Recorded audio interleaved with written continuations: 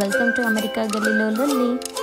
ఈ పార్ట్ 2లా మేము ఏమేం కథలు పడ్డామో చూడండి. ఇప్పుడు మేము ప్రస్తుతానికి అడ్వెంచర్ పార్క్ లో ఉన్నాము.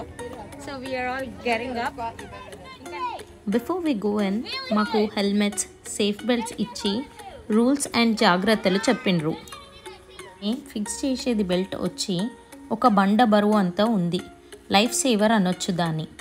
ఇక యాక్టివిటీస్కి దానినే అటాచ్ చేసి చేసినాము.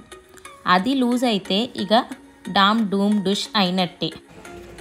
లెవెల్ 1 వచ్చి జిప్ లైన్స్ స్టార్ట్ చేసి చెట్టు మీద రీచ్ కావాలి.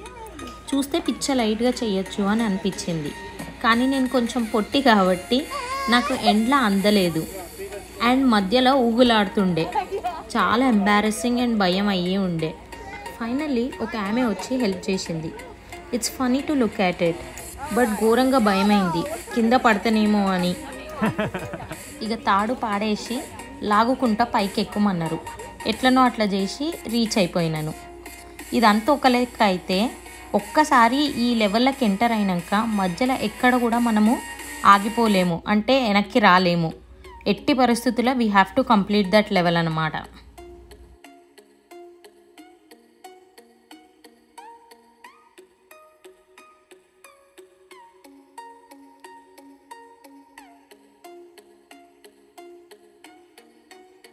ఈ లెవెల్లో walking on broad blocks, so కొంచెం కష్టంగా ఉండే స్టార్టింగ్లో, but was able to complete it.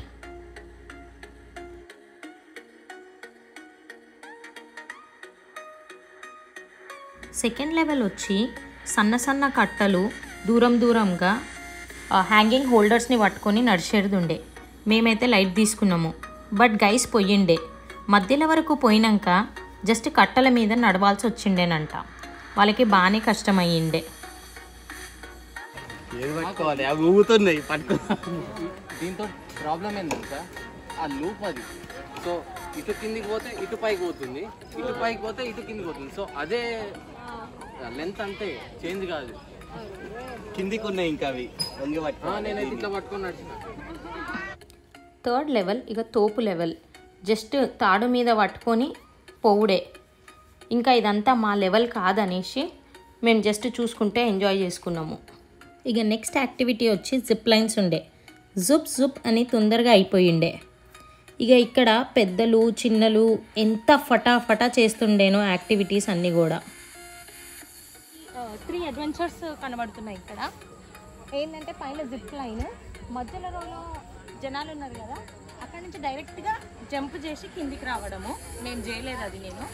And కింద రాక్ క్లైంబింగ్ ఒకటి, మన ఐమాక్స్ థియేటర్లు ఉంటుంది కదా అది, ఆ సేమ్ రాక్ క్లైంబింగ్. వింటర్ టైంలో ఇక్కడ యాక్టివిటీస్ అన్నీ స్నోకి రిలేటెడ్ ఉంటుంది.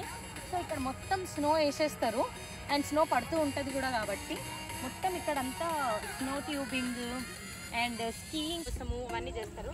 ఇవి కనిపిస్తున్నాయి కదా, ఇవి స్నో బ్లోవర్స్. ఆ రెడ్ కలర్వి స్నో బ్లోవర్స్. జస్ట్ స్నో అంతా ఉంటే మధ్యలో స్నో బ్లో చేస్తూ ఉంటారు.